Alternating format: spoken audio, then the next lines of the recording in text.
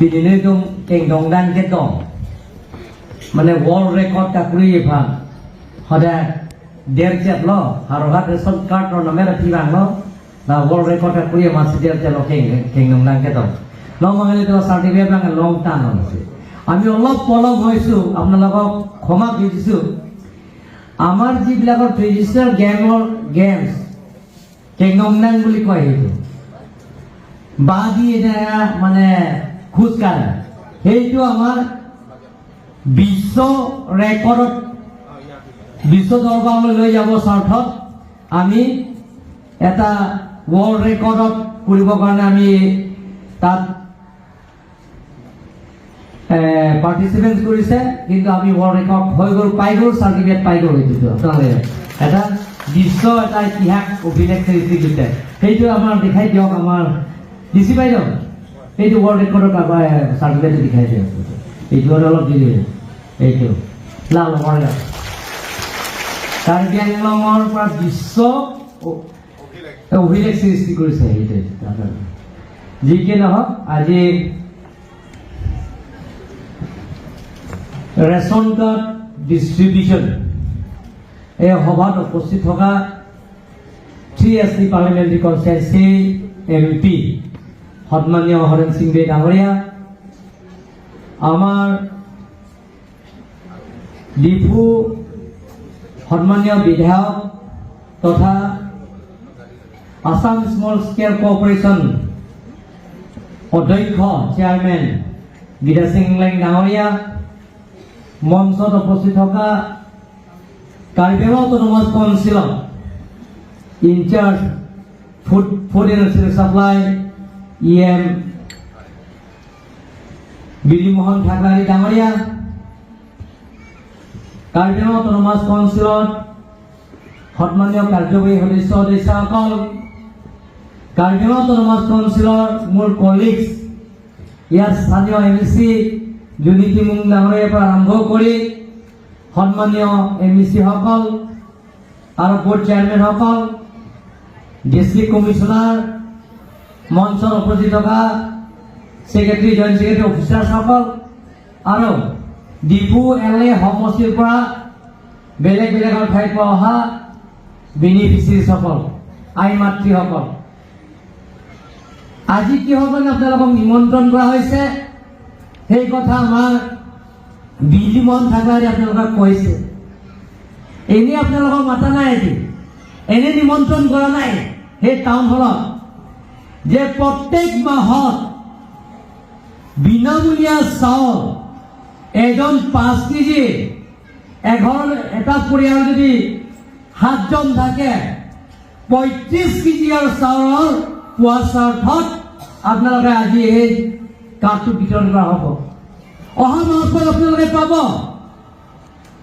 ফেব্ৰুৱাৰী মাহত পাব 1 তাৰিখৰ পৰা পাব আপোনালোকে তাৰ লগতে এমপি ডাঙৰীয়া কৈছে বছৰৰ বিনামূলীয়া ট্ৰিটমেণ্ট সেই কাৰ্ড পোৱাৰ লগে লগে আপোনালোকৰ আয়ুষ্মান ভাৰত কাৰ্ডটো এপ্লাই কৰিব নালাগে সেই ৰেচন কাৰ্ড পোৱাৰ লগে লগে আপোনালোকে বিনামূলীয়া ট্ৰিটমেণ্টৰ বছৰৰ 5 লাখ পৰ্যন্ত ভাৰতৰ যিকোনো হস্পিটেল আপোনালোকে বিনামূলীয়া ট্ৰিটমেণ্ট কৰা সুবিধা পাব আকি যদি বেছিকে লাগৰ চাইলং কো লাখ পাবে কইতে শেয়াৰ গ্ৰুপবিলাক আছে নে নাই ইয়াতে হোম লৈছে নে নাই আপোনালোকে সেইদিনা গ্ৰুপ পৰা আপোনালোকে সদায়তো গ্ৰুপৰ পৰা পাই আছে এটা গ্ৰুপ 10,000 15,000 20,000 25,000 50,000 এবাৰ গ্ৰুপ নহয় সেইটো ফৰ্মটো মেম্বাৰ্ছ বিলাকক পাব প্ৰত্যেক মেম্বাৰ্ছে আপোনালোকে পাব 10,000 কৰি পাব আপোনালোকে যদি আপোনালোকে সেইটো সৎ ব্যৱহাৰ কৰে ভালকে যদি ব্যৱহাৰ কৰে তেনেহলে অহা বছৰ আপোনালোকে সেই 10,000 ঠাইত 15,000 আপোনালোকে পাব প্ৰত্যেক মেম্বাৰে পাব 15,000 টকা আজি আই মাতৃবিলাকক ইয়াত মাতিছে আমাৰ চৰকাৰে অৰুণোদয় স্কিম দিয়া হৈছে যদি কৈছে এমপি ডাঙৰীয়া যিবিলাক অৰুণোদয় স্কিম পাইছে বা কিছুমানে পোৱা নাই আমাৰ লোকসভা নিৰ্বাচনৰ পিছত অকল অৰুণোদয় স্কিম আপোনালোকে পাব, প্ৰত্যেক পৰিয়ালে পাব। আৰু যিবিলাক ইয়াত বিনামূলীয়া ৰেচন কাৰ্ডৰ আজি দিছে, সেই ৰেচন কাৰ্ড দিয়াৰ সময়ত কোনোবা অফিচাৰ ইন্সপেক্টৰ যে আপোনালোকৰ টকা তুলিছে নেকি, কওকচোন তুলিছে নেকি? যে কোনোবা যদি টকা দিছে খুজিছে হাত দাঙকচোন। খুজিছে কোনে কোনে খুজিছে? হা, কোন দোকান আছে? এই সাপ্লাই ডিপাৰ্টমেণ্ট আছে নে ইয়াতে? সাপ্লাই দিল্লীত সেইটো কোন ডিপাৰ্টমেণ্টটো একশ্যন ল'বচোন তাতে। কোন ক'ত ধনশ্ৰী বাইদেউ? ধনশ্ৰী নেকি? লুম্বাজং কোনে লৈছে টকাটো? কিমান দিছে? 5 টকা। 1 পইচা দিব নালাগে, বিনামূলীয়া পাব। মই কৈছো যোনে টকা দিয়ে সেই প্ৰমাণ যদি আছে তাৰ যেলৈকে মই প্ৰেৰণ কৰিম, আপোনালোকৰ যেলৈকে প্ৰেৰণ কৰিম। কোনোবা যদি দুখীয়া পৰিয়ালত নৰেন্দ্ৰ মোদী ডাঙৰীয়া আৰু ডক্টৰ হিমন্ত বিশ্ব শৰ্মা আৰু 3 কাৰ্বি আংলং যিটো ৰেচন কাৰ্ড বিনামূলীয়া ৰেচন কাৰ্ড দিয়া, ৰাইজক উপহাৰ দিয়া, সেই ৰেচন কাৰ্ডৰ নামত যদি কোনোবা টকা তোলে তাই ৰেহাই দিয়া নহ'ব। মই জেললৈকে প্ৰেৰণ কৰিম বুলি আপোনালোকক মই প্ৰতিশ্ৰুতি দিছোঁ। কোনো অফিচাৰ ৰখাব নোৱাৰে। সেইটো আপোনালোকক কাৰণে দিয়া হৈছে। গতিকে বাইদেউসকল, আমাৰ চৰকাৰে নৰেন্দ্ৰ মোদী ডাঙৰীয়াই কি ৰাইজক উপহাৰ দিছে।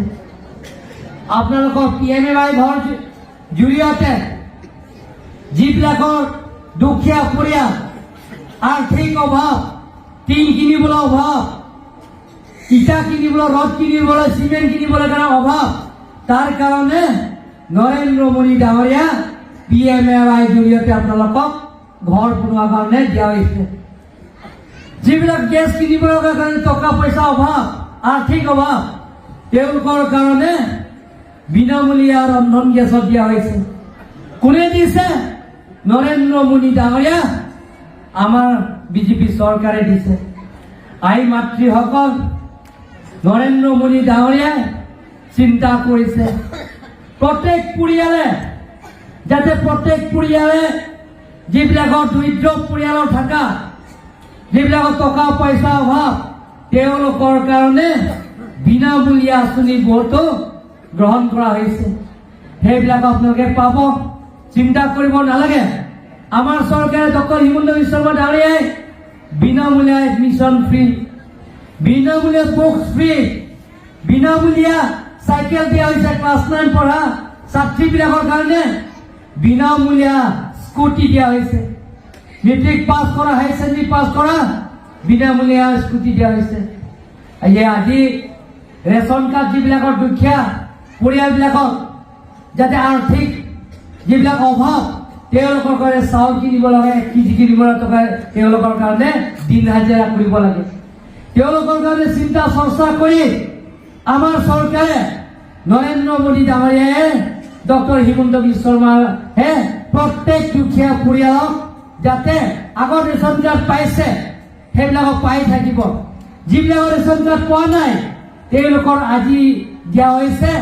আৰু এই লুম্বাজং সমষ্টিত টোটেল 10,000+ পৰিয়ালে আজি পাব।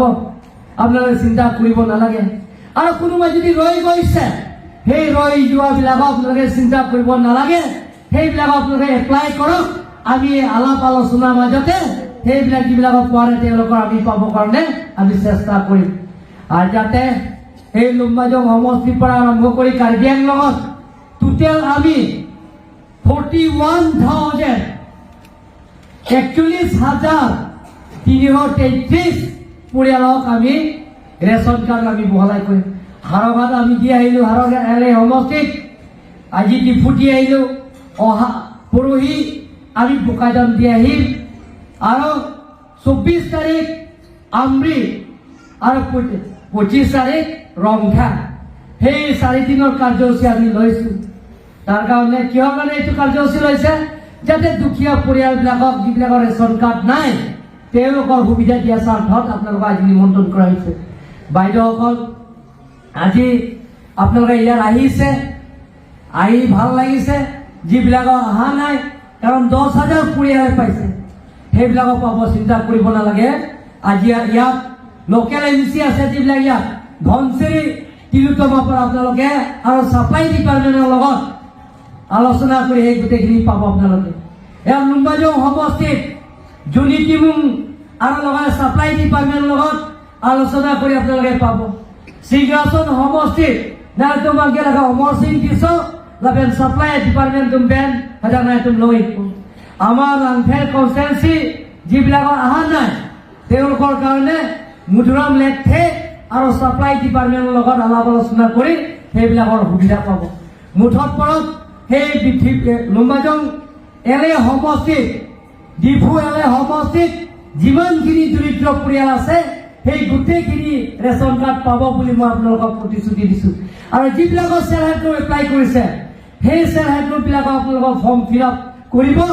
আৰু আগন্তুক তৃতীয়বাৰৰ কাৰণে নৰেন্দ্ৰ মোদী ডাঙৰীয়াই যদি আপোনালোকে আশীৰ্বাদ দিব, তাৰ পিছত প্ৰত্যেকজন পৰিয়ালে চেল্ফ হেল্প গ্ৰুপ মেম্বাৰবিলাকক 10,000 দিব পাব বুলি মই আজি ঘোষণা কৰিছোঁ।